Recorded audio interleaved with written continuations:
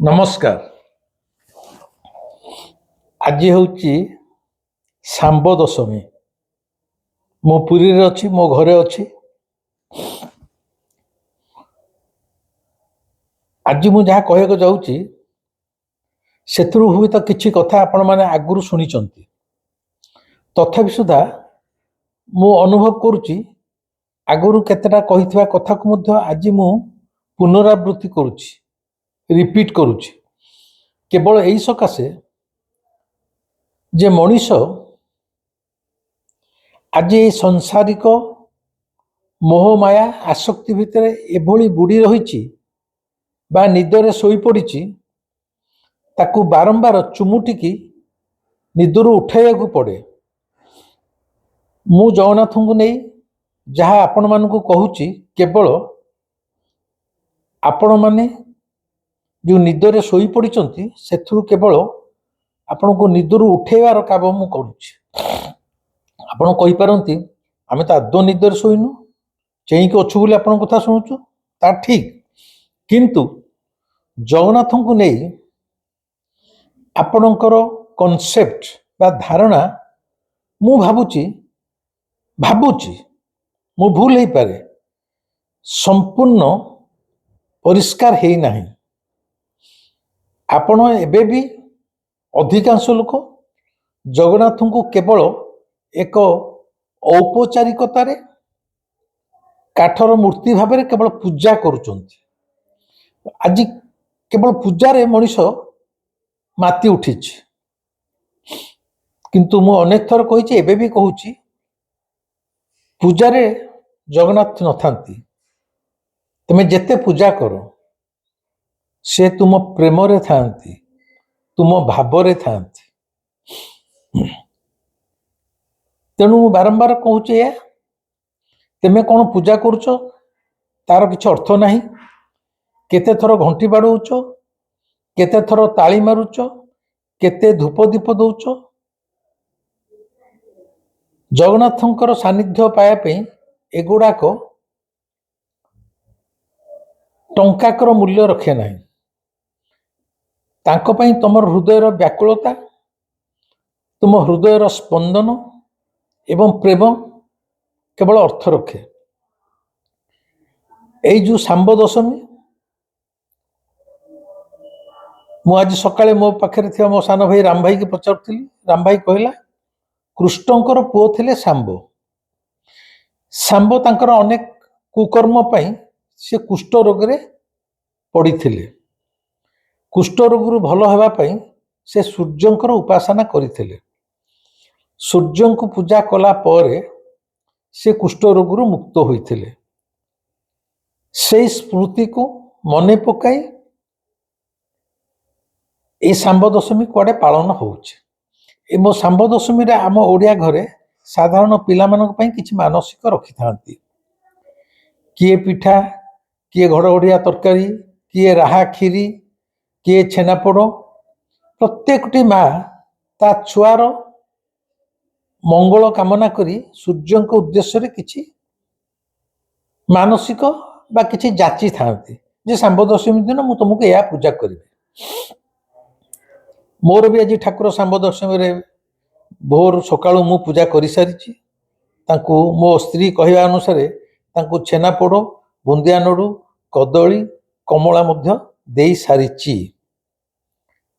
ଖାଲି ଦେଇନି, ମୁଁ ମଧ୍ୟ ପେଟ ପୁରାକିରି ଖାଇସାରିଛି। ଆଜି ଯେଉଁ କହିବାକୁ ଚାହିଁଲି, ଶାମ୍ବ ଦଶମୀରେ ଠାକୁରଙ୍କ ପାଖରେ ବସିଲା ବେଳେ ଠାକୁର ଯାହା ମୋତେ ମୋ ଭିତରେ ଯାହା ସୂଚନା ଦେଲେ, ସେଇ କଥାଟା କହିବାକୁ ଚାହୁଁଛି। ଶାମ୍ବ ତାଙ୍କର କୁଷ୍ଠ ରୋଗରୁ ମୁକ୍ତ ହେବା ପାଇଁ ସୂର୍ଯ୍ୟଙ୍କୁ ପୂଜା କରିଥିଲେ, ବହୁ ବର୍ଷ ଧରି ତପସ୍ୟା କରିଥିଲେ, ଠିକ୍।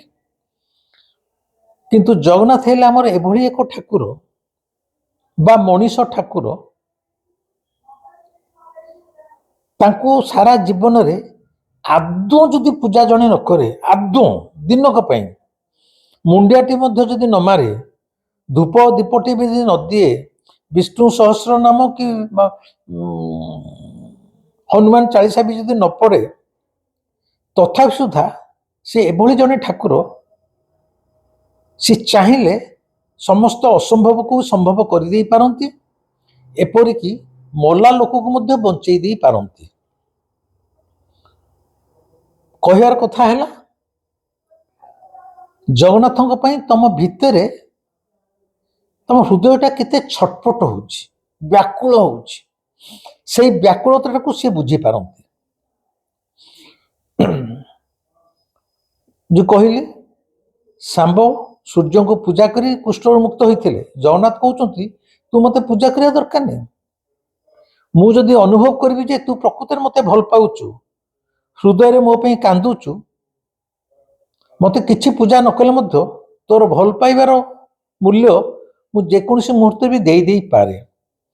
तार एक सद्य उदाहरण ये पुरी सहर में मात्र मासक तले घटनाटी घटी जाइथिला। आपण माने प्राय समस्ते टीवी रे देखिथिबे जो ठारे विज्ञान मध्य जगन्नाथ पाखे संपूर्ण फेल मारी ताहा कौन थिला आपण माने देखिथिबे। सुदूर ओडिशा बाहर जड़े परिवार मात्र 6-7 वर्षर पुओटे कौन से एक दुरारोग व्याधि पड़ता हस्पिटाल पड़ता किंतु हस्पिटाल डाक्तर कहीदेले ये आदौ बचब ना ये आउ कई दिन मेहमान ये मृत्युटा निश्चित तेणु आपको हस्पिटाल रखनी तेज तुम तो घर को नहीं जाओ। बापा माँ गोटे बोली पुओ मात्र 6-7 वर्ष को बापा माँ आपको सह्य करें किंतु मु जाने बापाटीर मनरे कौन है ता मनरे आसला से छुआटी धरी पूरी आसी आपण मैंने टीवी रे देखिथिबे अरुण स्तंभ पाखे मंदिर बाहर जो अरुण स्तंभ अच्छी से चट्टान रे तले रास्ता से छुआटी शुआईदेला एवं टीवी रे देखिथिबे से छुआर नाकरे मध्य नली फली सब लगी थाए। डाक्तर कही ये प्राय मृत आर बचार कौन संभावना ना सी छुआटी निस्तेज ही पड़ी थाए। बापटी कोह भरा धर आंठू माड़ी बस कांदू थाए कहला प्रभु मु तो पाखे आनी छाड़देली तो इच्छा ले तो बंचा कि जहाँ कर कर मु तो पाखे मो छुआ को समर्पण करदेली। ता बापा मार्क करूँ ता बापा जमा कहूनी मो छुआ को बंचई दियो बोली से कहूँ मु तो दरबार में छाड़देली तो इच्छा यही तो इच्छा तू जहाँ करू यहीटा हूँ समर्पण भाव। आमे मैंने केतले तो इच्छा पूर्ण हो कहूनी आमे सब ईश्वर को मागी था मो इच्छा पूर्ण हो मु या चाहूँ तू करदे जदि न कला आमर अभियोग असंतोष जे मु एते पूजा करिछि मु एते पूजा पाठ करिछि एते व्रत उपवास करिछि एते संक्रांति करिछि किंतु ठाकुर मो कथा सुनु नाहांती एई गोटा कहला आमर एक्चुअली असुविधा। आमे सब चाहूँ मोरी इच्छा पूर्ण हो आमरी इच्छा पूर्ण हो तू पूर्ण कर इट इज ए डिमांड जमी सी आमर बेठिया बसी आमे जहाँ चाहिए ता करने किंतु से छुआटीर बापा जो छुआटी की मृत बोली डाक्तर घोषणा कर देछि ता बापा कहला मु तो दरबार रे थोईदेली तो इच्छा तू जा कर एवं देखा जाइछि किछि सेवायत आमर जो गौरी बाड़ी धरी आसी ता छाती रे टिके से बाड़ी को छुआई देइछंती केही आसी गोटे तुलसी पकई देइछि समस्त को आश्चर्यचकित करी देखागला मृत घोषित डाक्तर द्वारा बा विज्ञान द्वारा मृत घोषित छुआटी उठिकी बसिला। ए घटनाटी गत मासरे घटी थिला माने नवेम्बर मासरे घटी थिला समस्त टीवी चैनल एटा प्रदर्शित होइछि आपण माने देखिथिबे।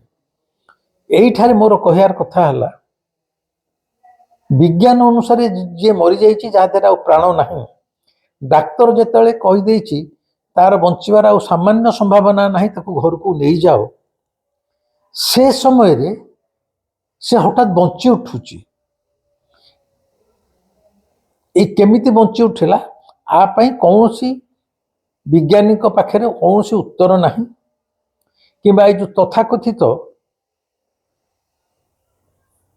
वितंडा जुक्ति रे हेतुवादी माने तर्क करूचंती तांको पाखे मध्य किछि उत्तर नाही काहारी पाखे उत्तर नाही किंतु एई सत्यटी की ग्रहण करिया को पड़िबो जे एहा ही होउची जगन्नाथंकर करिश्मा जगन्नाथंकर करुणा ଜଗନ୍ନାଥଙ୍କର କୃପା ଏବଂ ଜଗନ୍ନାଥଙ୍କର ଅସମ୍ଭବକୁ ସମ୍ଭବ କରିବାର ଚମତ୍କାରିତା। ଜଗନ୍ନାଥ ହେଲେ ଜଗତର ନାଥ, ସୃଷ୍ଟିକର୍ତ୍ତା। ସମସ୍ତ ସକଳ ଶକ୍ତିର ଆଧାର ହେଲେ ଶ୍ରୀ ଜଗନ୍ନାଥ। ସେ ଯାହା ଚାହିଁବେ ତାହା କରିପାରିବେ। ଆପଣମାନେ କ'ଣ ଭାବି ପାରୁଛନ୍ତି? ଗୋଟେ ମୃତ ଘୋଷଣା କରିଥିବା ଡାକ୍ତର ଦ୍ୱାରା ଗୋଟେ ଛୁଆଟେ ଜଗନ୍ନାଥଙ୍କ ବଡ଼ଦାଣ୍ଡରେ ବଞ୍ଚି ଉଠିଲା। ଏଇ ଗୋଟିକ କେବଳ କ'ଣ ଗୋଟେ ପ୍ରମାଣ କରୁନି ଯେ ଆମ ଠାକୁର ହେଲେ ଜଣେ ଜିଅନ୍ତା ଠାକୁର, ସେ ସବୁ ଜାଣିପାରୁଛନ୍ତି ଏବଂ ସେ ଯଦି ଚାହିଁବେ, ଏଇ ଯେଉଁ ଛୁଆଟି ବଞ୍ଚି ଉଠିଲା ତା ଦ୍ୱାରା ଜଗନ୍ନାଥ ପ୍ରତିପାଦନ କରିଦେଲେ ଯେ ସେ ସବୁ ଜାଣିପାରନ୍ତି, ଦେଖିପାରନ୍ତି, ଶୁଣିପାରନ୍ତି ଏବଂ ସେ ଯାହା ଚାହିଁବେ ତାହା କରିପାରନ୍ତି। ତା ଅର୍ଥ ଅନେକ ମୋତେ ବି କମେଣ୍ଟରେ ପଚାରନ୍ତି, ଯେଉଁଟା ବିତଣ୍ଡା ଯୁକ୍ତି କରନ୍ତି, ଏ କରୋନା ହେଲା ସେ କାହିଁକି ତାକୁ ଉଡ଼େଇ ଦେଲେନି, ସେ କାହିଁକି ଏତେ ଏତେ ଲୋକ ମରିଯାଉଛନ୍ତି ଦୁର୍ଭିକ୍ଷରେ, ଅମୁକରେ, ତାକୁ କିଛି କରୁନାହାନ୍ତି, ସେ କାହିଁ ଏହା କରୁ, ମାନେ ଯେମିତି ଏମାନେ ଯାହା ଚାହିଁବେ ସେ କରିବା ପାଇଁ ବସିଛି ସେଠି। এইটা ହେଲା ଆମର ମାନସିକତା, ମୂର୍ଖାମୀ। କିନ୍ତୁ ସମୟେ ସମୟେ ସିଏ ରାଜା, ତାର ଇଚ୍ଛା ଯାହା ହବ ସେ ଏଭଳି କିଛି ଘଟଣା ଘଟେଇ ଦିଏ, ଜଣେଇ ଦିଏ ଯେ ତା ଆଗରେ ଏ ସଂସାରର ସମସ୍ତ ନୀତି ନିୟମ, ବିଜ୍ଞାନ ଫେଲ୍ ମାରେ। ସେ ଯାହା ଚାହିଁବ ତାହା କରିପାରିବ। এইଠାରେ ମୁଁ ଆଉ ଯେଉଁ ଯୋଡ଼ିଏ ଘଟଣା କହିବି ସେଗୁଡ଼ାକ ହୁଏତ ଆଗରୁ କହିଛି, କିନ୍ତୁ ଆଜିର ପ୍ରସଙ୍ଗରେ ସେଗୁଡ଼ା ମଧ୍ୟ ପ୍ରାସଙ୍ଗିକତା ରଖେ। କ'ଣ? ଠିକ୍ କେଇ ବର୍ଷ ତଳେ ମାନେ 10-12 ବର୍ଷ ତଳ ହେବ, ସେମିତି ଉତ୍ତରପ୍ରଦେଶର ଜଣେ ବୃଦ୍ଧ ଲୋକ ଯିଏ ଦୀର୍ଘ 10 ବର୍ଷ ଧରି ବିଛଣାରେ ପଡ଼ି ରହିଥିଲେ, ତାଙ୍କର ସମଗ୍ର ଶରୀର ପାରାଲିସିସ୍ ହେଇଯାଇଥିଲା। ସେ କେବଳ ବିଛଣାରେ ପଡ଼ିକି ଖାଉଥିଲେ, ପିଉଥିଲେ, ଝାଡ଼ା ଯାଉଥିଲେ, ଗାଧଉଥିଲେ, ତାଙ୍କର ପୁଅ ବୋହୂ ତାଙ୍କର ସେବା କରୁଥିଲେ। କିନ୍ତୁ ବୁଢ଼ାଟିର ଇଚ୍ଛା ଥିଲା ଜୀବନରେ ଥରେ ସେ ଆସି ଜଗନ୍ନାଥଙ୍କୁ ଦର୍ଶନ କରିବ। ଯେହେତୁ ଶେଷ ଜୀବନରେ ସମ୍ପୂର୍ଣ୍ଣ ଶରୀର ପାରାଲିସିସ୍ ହେଇ ଅପଙ୍ଗ ହେଇ ସେ ବିଛଣାରେ ପଡ଼ିଗଲେ ତାହା ଆଉ ସମ୍ଭବ ନଥିଲା। ତେବେ ବି ସେ ବୃଦ୍ଧ ବ୍ୟକ୍ତି ତାଙ୍କ ପୁଅକୁ କହିଛନ୍ତି, ପୁଅରେ ମୋର ଅଫସୋସ ରହିଗଲା, ଏ ଜୀବନରେ ଥରେ ମୁଁ ଜଗନ୍ନାଥଙ୍କୁ ଦର୍ଶନ କରିପାରିଲି। এইটা ହେଉଛି ହୃଦୟର ବ୍ୟାକୁଳତା। ପୁଅ କହିଛି, ଠିକ୍ ଅଛି, ମୁଁ ଚେଷ୍ଟା କରିବି ତମକୁ ଟେକି ଟେକି ନେଇକି ମଧ୍ୟ ଜଗନ୍ନାଥଙ୍କର ଦର୍ଶନ କରେଇବି। ଗୋଟାଏ ଦିନ ପୁଅ ବୋହୂ ସେଇ ବୃଦ୍ଧଙ୍କୁ ନେଇ ପୁରୀ ଆସିଛନ୍ତି। এইଟା ମୋର ଆଖି ଦେଖା କଥା, ଆଗରୁ କହିଛି। ଏ କଥାଟା ମଧ୍ୟ ଖବରକାଗଜ ମାନଙ୍କରେ ବାହାରିଥିଲା। ବୃଦ୍ଧ ଯେହେତୁ ଚାଲିପାରିବେନି, ତାଙ୍କୁ ତାଙ୍କ ପୁଅ ଟେକି ଟେକି, ଛୋଟ ଛୁଆକୁ ଟେକିକି ନେଲା ଭଳିଆ ନେଇଛନ୍ତି। ସେତେବେଳେ ସାଣ ମେଲା ହେଉଥିଲା, ଗର୍ଭଗୃହ ରତ୍ନ ସିଂହାସନ ତଳ ଯାଏଁ ଆମକୁ ଛଡ଼ା ଯାଉଥିଲା। ସେ ପୁଅଟି ତା ବାପାଟିକି ନେଇ ଟେକିକି ସେଇ ସିଂହାସନ, ରତ୍ନ ସିଂହାସନ ତଳେ ଗର୍ଭଗୃହ ଭିତରେ ଶୁଆଇ ଦେଲା। ବୁଢ଼ାଟି ତଳେ ଲମ୍ବ ହେଇକି ଶୋଇକି ପ୍ରଭୁକୁ ତାର ଯାହା କହିବା କଥା ଯାହା କହିଥିବ। ପୁଅ ବୋହୂ ଛିଡ଼ା ହେଇଛନ୍ତି, ଅନ୍ୟମାନେ ଅଛନ୍ତି। ହଠାତ୍ ଦେଖାଗଲା 10 ବର୍ଷ ଧରି ବିଛଣାରେ ପାରାଲିସିସ୍ରେ ପଡ଼ୁଥିବା ମଣିଷଟି 10 ବର୍ଷ ଧରି ହଠାତ୍ ମନକୁ ମନ ଛିଡ଼ା ହେଇକି କହିଲା, ଜୟ ଜଗନ୍ନାଥ। ପୁଅ ସେଠି ଯେଉଁମାନେ ଥିଲେ ସେମାନେ କାବା ହେଇଗଲେ, କହିଲେ ବୁଢ଼ା ତ ଟେକା ହେଇକି ଆସିଥିଲା, ଚାଲି ପାରୁନଥିଲା, ସେ ମନକୁ ମନ କେମିତି ହଠାତ୍ ଛିଡ଼ା ହେଇଗଲା, ସେ ପାରାଲିସିସ୍ ପେସେଣ୍ଟ, ଏବଂ ହାତ ଟେକିକି ଜୟ ଜଗନ୍ନାଥ କହୁଛି। ସମସ୍ତେ କାବା। ପୁଅ ଯେତେବେଳେ କାଳେ ପଡ଼ିଯିବ ବୋଲି ବାପା ଧରିବୁ ଯେ, ନା ମୋତେ ଧରନା, ମୁଁ ଛିଡ଼ା ହେଇପଡ଼ୁଛି, ଚାଲିପାରୁଛି। ଏବଂ ଦେଖାଯାଇଥିଲା ସେ ବୃଦ୍ଧ ଜଣକ, ଯେଉଁ ବୃଦ୍ଧଟି 10 ବର୍ଷ ଯାଏଁ ଚାଲି ପାରୁନଥିଲା, ହାତ ହଲେଇ ପାରୁନଥିଲା, ସାରା ଶରୀର ତାର ପାରାଲିସିସ୍ ହେଇଥିଲା, ସେ ନିଜେ ଚାଲି ଚାଲିକି କାହାରି ସାହାଯ୍ୟରେ ଚାଲି ଚାଲି 22 ପାହାଚରେ ଛୋଟ ଛୁଆଟିଏ ଡେଇଁ ଡେଇଁ ଆସିଲା ଭଳି ସିଂହଦ୍ୱାର ବାହାରକୁ ଆସିଥିଲା। ସେ କଥାଟା ଜଙ୍ଗଲର ନିଆଁ ଭଳି ଚାରିଆଡ଼େ ମାଡ଼ି ଯାଇଥିଲା। କିଛି ଇଲେକ୍ଟ୍ରୋନିକ୍ସ ମିଡ଼ିଆ, କିଛି ପ୍ରିଣ୍ଟ ମିଡ଼ିଆ ମଧ୍ୟ ଆସିକି ତାଙ୍କର ସାକ୍ଷାତକାର ନେଇଥିଲେ। ମୋ ବ୍ୟାଙ୍କଟା ସେଇ ମନ୍ଦିର ପାଖରେ, ୟୁକୋ ବ୍ୟାଙ୍କ। ମୁଁ ମଧ୍ୟ ଯାଇକି ସ୍ୱଚକ୍ଷୁରେ ସେ ବୃଦ୍ଧଙ୍କୁ ଦେଖିଥିଲି। ସମସ୍ତେ ହଚକିତ ହୋଇଯାଇଥିଲେ। ଏଇଟା କ'ଣ ସହଜରେ ସତରେ ସମ୍ଭବ? ଯାହାର ଗୋଡ଼ ହାତ ଚଳୁନି, ଖଟିଆରେ ପଡ଼ି ରହିଥିଲା ଦୀର୍ଘ ବର୍ଷ ଧରି, ଏମିତି କ'ଣ ହେଲା ଯେ ସେ ସମ୍ପୂର୍ଣ୍ଣ ସୁସ୍ଥ ଏବଂ ଡଗଡଗକି ଚାଲିକି 22 ଚାଲି ଆସିଲା? ସେ ବୃଦ୍ଧ କହିଲେ, ମୁଁ ମଧ୍ୟ ଜାଣିନି, ମୁଁ କେବଳ ତଳେ ମୁଣ୍ଡିଆଟି କାଳେ ପ୍ରଭୁକୁ ଜୟ ଜଗନ୍ନାଥ ପାଇଁ ମୁଣ୍ଡିଆଟି ମାରିଥିଲି। ଏଇଟା କ'ଣ ଜଗନ୍ନାଥଙ୍କର ଆମମାନଙ୍କ ପାଇଁ ଏକ ସନ୍ଦେଶ ବାର୍ତ୍ତା ନଥିଲା ଯେ ତାକୁ ଯଦି ପ୍ରକୃତରେ ହୃଦୟରେ ଜଣେ କାମନା କରୁଥିବ, ସେ ପ୍ରକୃତର ଅର୍ଥ କ'ଣ, ହୃଦୟର ଅର୍ଥ କ'ଣ ମୁଁ ବୁଝେଇ ପାରିବିନି, ସେଟା ଅନୁଭବର କଥା। କାଳୁର କରୁଣା ସେ ଅବଶ୍ୟ ପାଇବ। ଏବଂ ସେ ବୃଦ୍ଧ ଜଣକ ତା ପରଠାରୁ ଚାଲି ଚାଲି ଯାଇଥିଲେ, ତାଙ୍କ ଦେଶକୁ ରାଜ୍ୟକୁ ଫେରି ଯାଇଥିଲେ। এটা ଦ୍ୱିତୀୟ ଘଟଣା।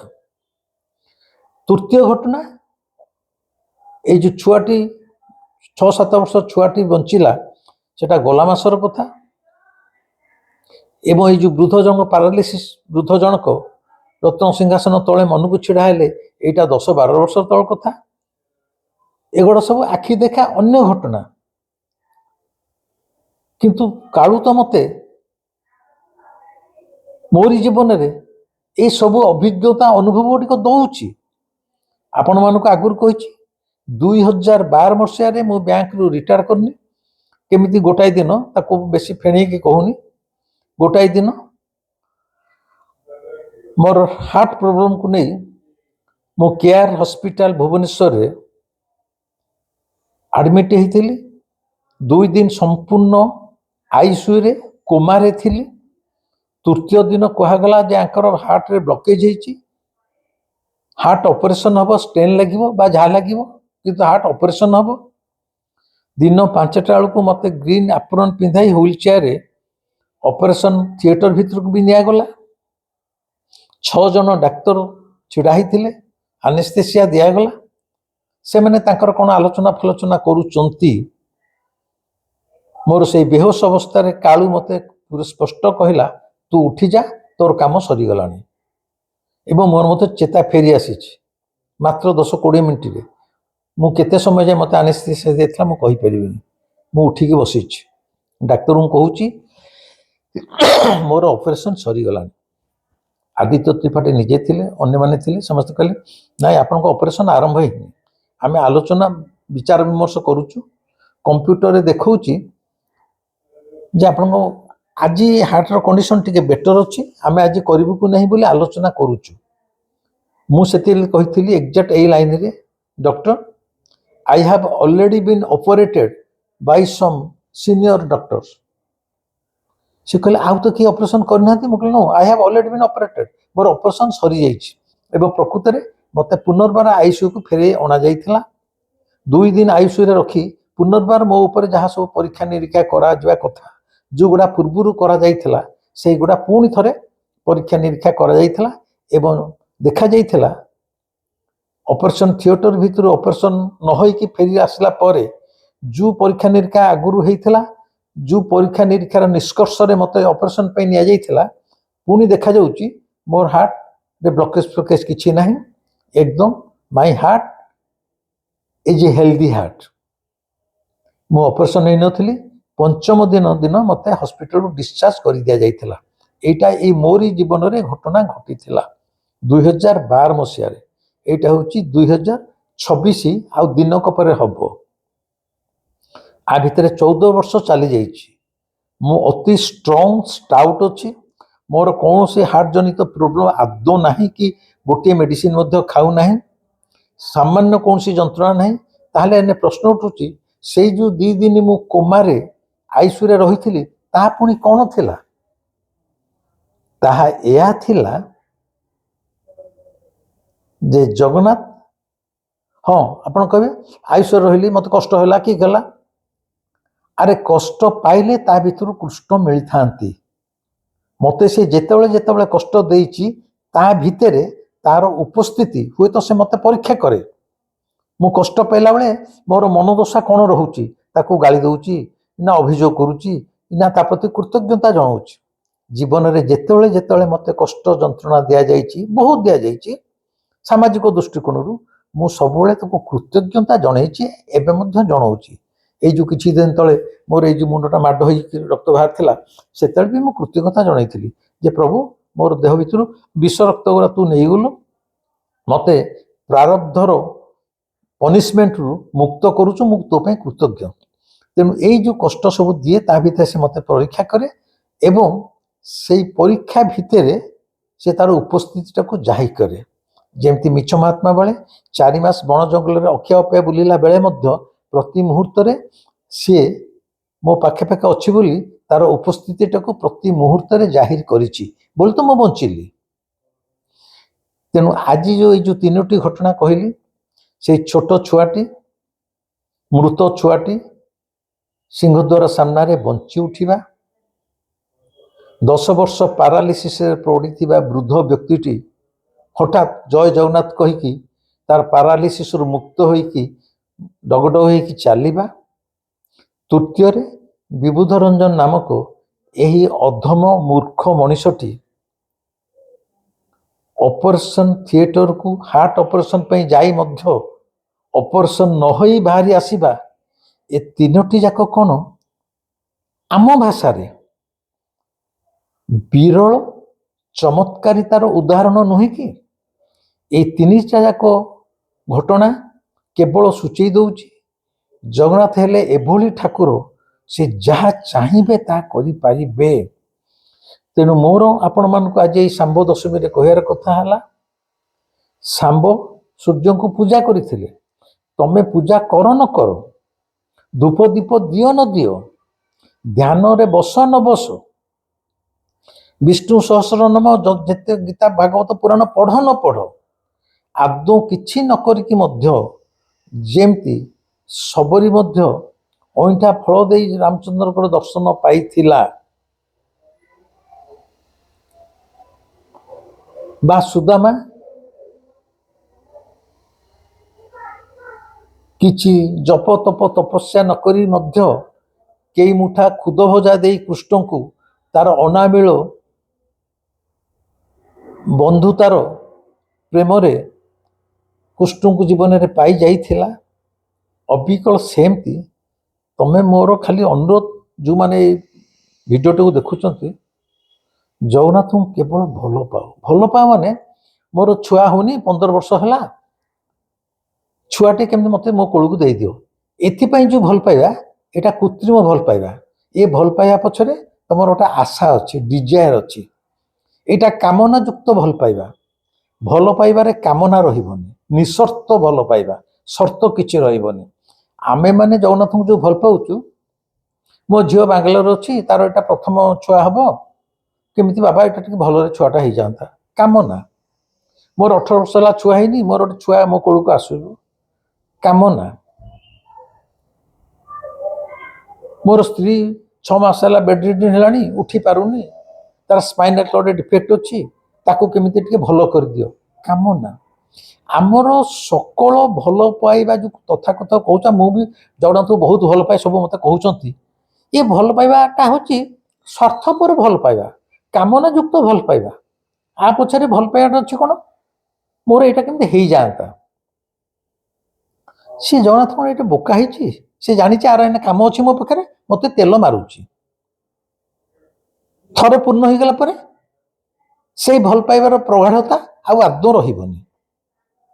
ତେଣୁ ତମେ ଯଦି ଜୀବନ ସାରା ସିଏ ପୁଅ ଚାକିରି କରୁ ନ କରୁ, ଝିଅର ବାହାଘର ହଉ ନ ହଉ,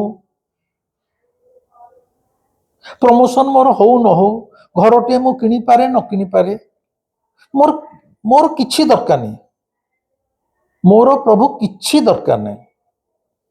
ମୋତେ ଖାଲି ସୁଯୋଗ ଦଉଥା, ଶକ୍ତି ଦଉଥା, ମୁଁ ଯେମିତି ତତେ ଭଲ ପାଉଥିବି, ତତେ ସବୁବେଳେ ହୃଦୟରେ ସ୍ମରଣ କରୁଥିବି। ଏଇଟା ହେଲା ଜଗନ୍ନାଥଙ୍କ ପ୍ରତି ଭଲ ପାଇବା ଏବଂ ବ୍ୟାକୁଳତା। ଏ ବ୍ୟାକୁଳତା ଭିତରେ ଆଉ କୌଣସି କାମନା ରହିବନି। ଯଦି କାମନା ରହିଗଲା, କୌଣସି ଗୋଟେ ଇଚ୍ଛା ରହିଗଲା, ମାଗିବା ରହିଗଲା, ତାହେଲେ ତ ଆମେ ତାଙ୍କୁ ଗୋଟେ ମାଧ୍ୟମ ହିସାବରେ ବ୍ୟବହାର କରୁଛେ ଯେ ଇଏ ଆମ ପାଇଁ ଏହା କରିଦେବ। ସେଇ କରିଦେବାର ଆଶାରେ ଆମର ଭଲ ପାଇବାଟା, ନାଇଁ ରେ ଭାଇ,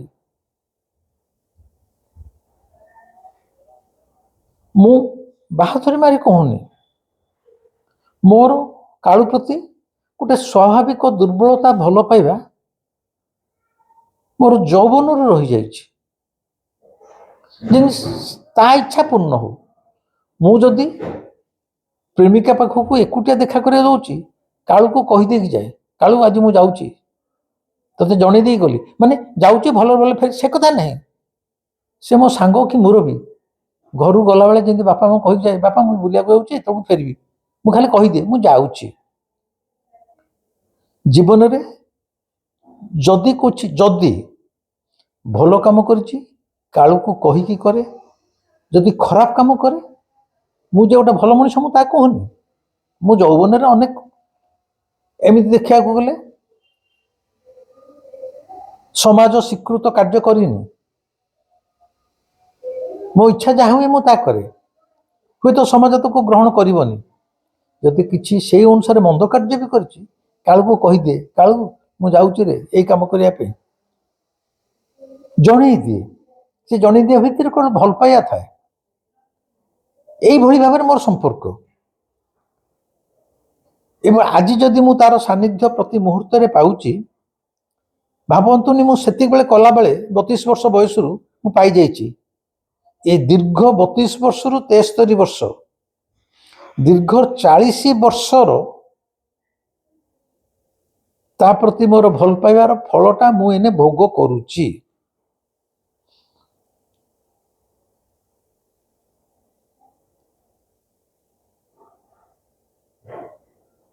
କହିବାର କଥା ହେଲା, ଆମେ ଜଗନ୍ନାଥଙ୍କ ଠାରୁ କ'ଣ ପାଇବା ନ ପାଇବା ଏ ଆଶା କିଛି ଭାଇ ରଖନି। ଏଇ ଜୀବନରେ ଯାହା ଦୁଃଖ କଷ୍ଟ ଯଦି ଭାବୁଛନ୍ତି ଅଛି ବୋଲି, ସବୁ କାଳୁ ପାଖରେ ଛାଡ଼ି ଦିଅନ୍ତୁ, ତା ଇଚ୍ଛା ଯାହା କରିବ। ସେଦିନ ଯଦି ସେ ଛୁଆଟି ବଞ୍ଚିକି ନ ଉଠିଥାନ୍ତା, ତାହେଲେ ବି ସେ ବାପାର କିଛି କରିବାର ନଥିଲା। କି ସେ କହୁନି ମୋତେ ବଞ୍ଚେଇ ଦେ ବୋଲି, ସେ କହୁଛି ତୋ ଇଚ୍ଛା, ମୁଁ ତୋ ପାଖରେ ଛାଡ଼ିଦେଲି।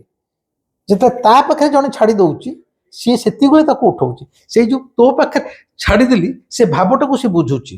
ଯେମିତି ଦ୍ରୌପଦୀ ଯେତେବେଳେ ଯାଏଁ ତାଙ୍କର ଲଜ୍ଜା ନିବାରଣ କରିବା ପାଇଁ ଛାତି ଉପରେ ହାତ ଘୋଡ଼େଇକି ରଖୁଥିଲେ, କୃଷ୍ଣ ଆସିନଥିଲେ, ଲୁଗା ପଠେଇ ନଥିଲେ। ଯେତେବେଳେ ସମସ୍ତ ଲଜ୍ଜାରୁ ମୁକ୍ତ ହୋଇ ଆଗରେ ଦେଢ଼ଶୁର ବସିଛନ୍ତି, ଦିଅର ବସିଛନ୍ତି, ଅନ୍ୟାନ୍ୟ ଏଟା ଭରା ପୁରୁଷଭା ଭିତରେ ଉଲଗ୍ନ ଅବସ୍ଥାରେ ଯେତେବେଳେ ଦୁଃଶାସନ କରୁଛି, ସେ ହାତ ଟେକି ଦେଇଛନ୍ତି, କୃଷ୍ଣ ସେତିକିବେଳେ ଲୁଗା ପଠେଇଛନ୍ତି। ସେଇ ହାତ ଟେକି ଦେବା ଅବସ୍ଥାଟା ହେଉଛି ପରମ ସାଧନା। ସେଥିପାଇଁ ଯୋଗ ପ୍ରାଣାୟାମ କରିବା ଦରକାର ନାହିଁ, ରାତି ଅଧରୁ ଉଠି ଧ୍ୟାନ କରିବା ବି ଦରକାର ନାହିଁ। କେବଳ ନିଜ ମନୋଭାବ, ନିଜ ମନ ଭିତରେ ଗୋଟେ ପରିବର୍ତ୍ତନ ଆସିବା ଦରକାର। ସେ ଉପରକୁ ହାତ ଟେକି ଦେବା। ହାତ ଟେକି ଦେବା ମାନେ ପ୍ରଭୁ ତୋର ଇଚ୍ଛା, ସଂସାର ତୋର, ତୁ ଯୋଉଥିରେ ଖୁସି ମୁଁ ସେଇଥିରେ ଖୁସି, ଏଇ ହାତ ଟେକି ଦେବା। ଏଇଟା ହେଲା ଗୋଟେ ଜୀବନର ପରମ ସାଧନା। ମୁଁ ଚାହୁଁଛି ଆପଣମାନେ କାଳୁ ପାଇଁ ହାତ ଟେକି ଦିଅନ୍ତୁ। ଯାହା ଚାହୁଁଛନ୍ତି ତା ଯଦି ନ ପାଉଛନ୍ତି, ସେଥିପାଇଁ ବି ଦୁଃଖ କରନ୍ତୁନି, କାରଣ ଆପଣଙ୍କ ଚାହିଁବା ଅନୁସାରେ କିଛି ଏଠି ହବନି। ଯାହା ସିଏ ଚାହିଁବ, ଆପଣଙ୍କ ପାଖରେ କୋଟି କୋଟି ଟଙ୍କା ଥାଇପାରେ, ଆପଣ ଚାହିଁଲେ କିଛି ହବନି। ଆପଣ ଚାହୁଁଥିଲେ ଯଦି ହଉଥାନ୍ତା, ତାହେଲେ ରୁଚି ମସଲାର ମାଲିକ ବି ଆଜି ମରି ନଥାନ୍ତେ, କି ସାଇ ଇଣ୍ଟରନ୍ୟାସନାଲ ମାଲିକ ମଧ୍ୟ କରୋନା ବେଳେ ମରି ନଥାନ୍ତେ, କି ରାଜା ମହାରାଜ ମାନେ କେହି ମରୁନଥାନ୍ତେ, ତାଙ୍କ ପାଖରେ ଟଙ୍କା ଥିଲା। ସବୁ ହେଲା ଭାବର କଥା, ସବୁ ହେଲା ପ୍ରେମର କଥା। ଭାବୁଛି ଆଜି ଶାମ୍ବ ଦଶମୀରେ ସେ ଶାମ୍ବଙ୍କର ଉପାଖ୍ୟାନକୁ ମନେ ପକାଇ ସୂର୍ଯ୍ୟଙ୍କୁ ପୂଜା କରି ସେ କୃଷ୍ଣମୁକ୍ତ ହୋଇଥିଲେ। ମୋର କହିବା କଥା, ତମର ପୂଜା କରିବା ଦରକାର ନାହିଁ, କାରଣ ଏଇଟା ମୋତେ ଠାକୁର କହୁ, ଜଗନ୍ନାଥ କାଳୁ କହୁଛି, ପୂଜା କରିବା ଦରକାର ନାହିଁ କି ତପସ୍ୟା କରିବା ଦରକାର ନାହିଁ। ତମେ ମାନେ ମୋତେ ନିଃସର୍ତ୍ତ ନିରୋଳାରେ କେବଳ ଭଲ ପାଅ, ପ୍ରେମ କର। ଆମର ପ୍ରେମରେ କାଳୁ ଅସ୍ଥିର, ଦିସ୍ ଇଜ୍ ଫ୍ୟାକ୍ଟ। ଥରେ କାଳୁକୁ ଆପଣାର କରିନିଅନ୍ତୁ, ସବୁକିଛି ତା ପାଦ ତଳେ ନିଜକୁ ମାନସିକ ସ୍ତରରେ अर्पण करदियंतु सी आपन को तळु टेकी आनी कुंडेइब थरे जदि कालूर आलिंगन भितर आपण रहिबे जानिबे तार स्पर्श कौन से आलिंगनर उष्मता कौन एटा मु साहित्यिक शब्द रे कहूनी तार आलिंगनर कालूर आलिंगन तार बाहु भितर मते आलिंगन करिथिबार उष्मता मु अनुभव करिछि बोली एते कथा कहूछि आपण माने जेतिकी बाकी जीवन अच्छी निश्चय निजको बदलिया को चेष्टा करूँ एवं कालूर आलिंगनर स्पर्श पाइबापी से शोषरे केवल छटपट हूँ दिने ता प्रेमर बारिधारा आपणकर ए शोष को मेटेदब से विश्वास मोर निश्चय अच्छे आज रोचे ए भिडियोटी केमिति लगिला मते निश्चय जणेबे लाइक करिवे कमेंट करिवे शेयर निश्चित करंतु परस्पर भितरे जहा को शेयर करचंती तांको भी कहंतु सीए तांकर जनाशुना लोकंक भितर भी शेयर करंतु जदि मो कथार किछि ओजन थाए जदि भाबुथांती मु जहा कहूची मोर अंगी निभा कथा कहूची ताहेले अनुरोध सब्सक्राइब मो चैनल को करी रही नमस्कार आज सांबदशी मो ठाकुर को मो सामर्थ्य मु जेमिति ताकू आज पिंधेची टिके देखई दउछे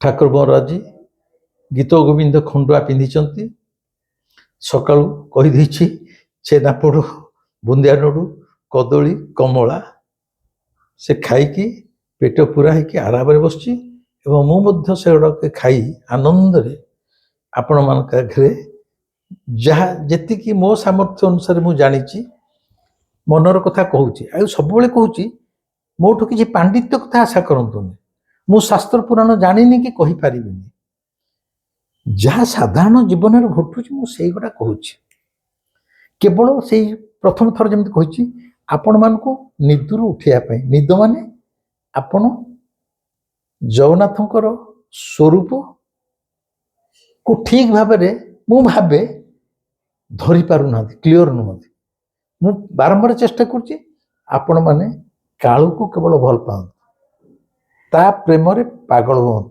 रही नमस्कार।